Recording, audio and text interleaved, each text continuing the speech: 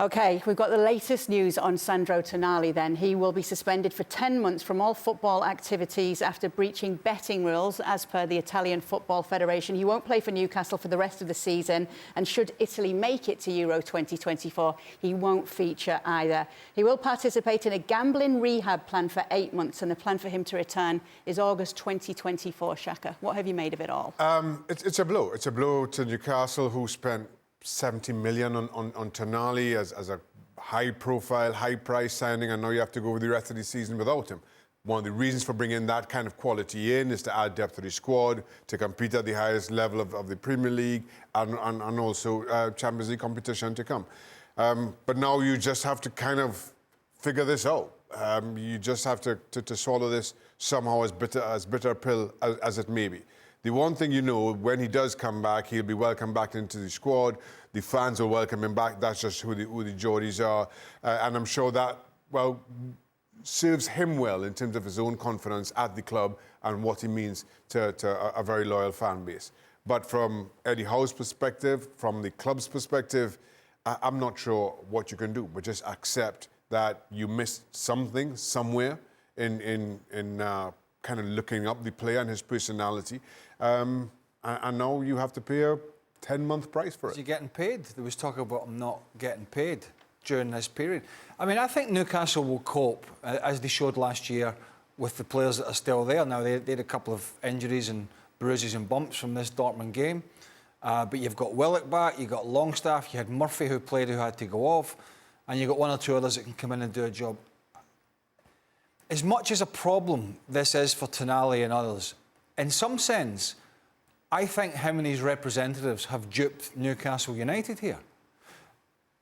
Are we saying they did not know that this was not in the wings 4 months ago, 5 months ago? That a potential ban and a problem was not going to rear its head? They must have known, but yet a big money move was pushed through to Newcastle, I'm presuming knowing that this ban behind the scenes was looming. That's pretty dishonest, if I'm being... notwithstanding the issue that he has with the gambling, right? That's something that he has to deal with. But they've paid big bucks for him as an international footballer to come in and make a difference. Now, if he didn't know this was going to rear its head, and his representatives and his legal team, I stand corrected. But these things don't just pop up and are dealt with within 2 or 3 weeks. Yeah, I give every benefit of the doubt to that point, Craig. Well, he either knows or he doesn't. Yeah, I don't think he would have known, or anybody would have known in May and June. These things are kept fairly quiet behind the scenes by the authorities, and for good reason. Ivan Toney's just popped up at the last minute. As far as they kind of investigate these things and not say. It's tough. It's tough to know the timeline. Listen, I don't want to get into the nuts and bolts. Ivan Toney's popped up to us and everybody else, but he would have known about it. The club would have known about it, right? It popped up to us. I'm not so sure. Yeah, or you think Ivan Toney? Do you think he just popped up? Do you think he just walked into training one day, or Sandro Tonali walked in and they went, "Oh, you've been gambling"? Well, there's an investigation. These things that take prolonged periods. But you know what players are like? You know what players are like, Shaka? Yeah.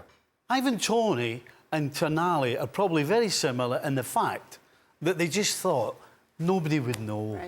Right. I honestly believe that, because that's what players are like. They just think, who's going to know? I'll be all right. And then all of a sudden, the two of them are getting smashed. It's just stupidity. I understand my only point is, if him and his representatives knew this was looming at the time of the transfer, that's duping your new employers, right? If they knew. If they didn't, I stand corrected. If they did, they should have said something. Then Newcastle could have made the decision on the basis of the evidence. Imagine thinking... Sorry, I'm a bit honest. Who would have thought? Who would have given every benefit of the doubt? I hope it all works out and it's fine. Well, it said both. Does it change things in terms of the top four? Will it affect their top four chances? No, I don't think Sandro Tonali's come in and it's been all a bed of roses, and him and Guimaraes played the first game against Villa. They looked great together, and everybody went, "This is going to be the greatest thing since sliced bread," and then it wasn't. You know what I mean? He actually played in Milan, was pretty poor. Newcastle didn't play well. He was left out the side. He did play for Italy, and he did a bit of travelling. But actually, no, I think it's a work in progress. And whilst he's a very, very good player, I don't think it's the difference between Newcastle, getting out the Champions League group or getting in the top four. I just don't think he's not had that much of an impact so far that Newcastle couldn't cope.